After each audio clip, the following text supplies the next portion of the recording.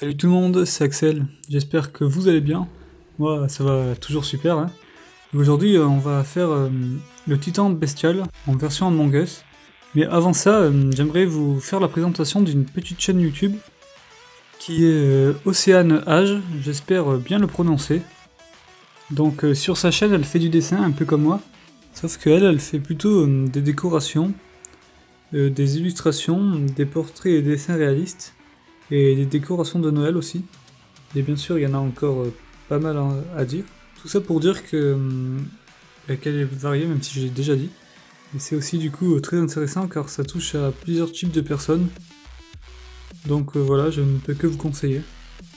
Enfin, je sais pas vraiment comment l'expliquer, mais je pense que vous comprendrez en Iran. Bon, je sais plus comment on dit, mais donc je mettrai sa chaîne dans la description de cette vidéo si j'y arrive. Et sinon, là, vous avez le nom, normalement. Donc je vous conseille fortement d'aller voir cette chaîne YouTube, car elle est vraiment très sympa et qu'elle fait du contenu de qualité, et qu'elle mérite du coup beaucoup plus d'abonnés que ceux qu'elle a. Enfin, c'est ce que je pense moi. Donc j'espère que vous irez voir sa chaîne. Et du coup, c'est parti pour le tutoriel du Titan Bestial. Donc alors, pour commencer, je fais toujours mon petit crayonné au crayon. C'est un peu logique. Et du coup, je prends des images de référence du Titan Bestial que je vais essayer d'associer avec un skin Among Us, logique. Putain, je dis que des trucs basiques en fait. Donc pour commencer, je fais un skin Among Us basique, si je peux dire ça comme ça. Puis dessus, je rajoute des éléments qui caractérisent le Titan Bestial. Donc, comme d'habitude, je vais mettre les mesures pour que vous ayez les meilleures proportions possibles. Après, vous pouvez directement aller à la fin et faire le dessin. Hein. Ça dépend des gens et de leur niveau. Bon après, ça m'arrange si vous restez jusqu'à la fin quand même. Mais bon. Alors, qu'est-ce que je peux dire? Ah oui, pour la bouche, j'ai hésité à la faire, enfin comme ça. Après pourquoi, je ne sais pas. Je me suis dit que montrer ses dents, ça serait peut-être intéressant. Après, vous pouvez la changer si vous voulez. Après, bien sûr, vous faites comme bon vous semble. Hein. Du coup, j'ai voulu montrer les dents, si je peux dire ça comme ça. Et pour la fourrure, pour donner un effet de fourrure, j'ai tout simplement rajouté d'autres sortes de mèches dedans les formes qui contiennent des cheveux ou des poils pour donner un effet de fourrure. Après je vois pas trop ce que je peux rajouter d'autre car c'est un peu toujours la même chose. Juste je reviendrai plus tard pour parler de la coloration car j'ai fait une petite bêtise et je l'ai rattrapé. Enfin je l'ai à peu près rattrapé on va dire grâce à un secret. J'ai dit que je parlerai après. Hein. Bon, je vous laisse suivre le croquis et on se retrouve après du coup pour la coloration, même si je l'ai déjà dit.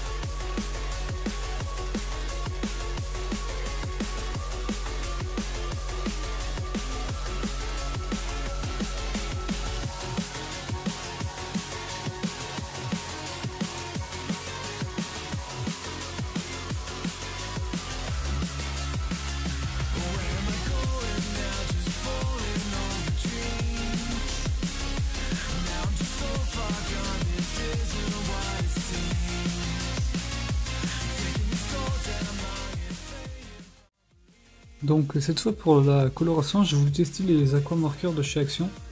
Au moment j'ai fait une vidéo dessus, mais quand je les ai utilisés, pour ce dessin, je n'avais pas encore fait cette vidéo.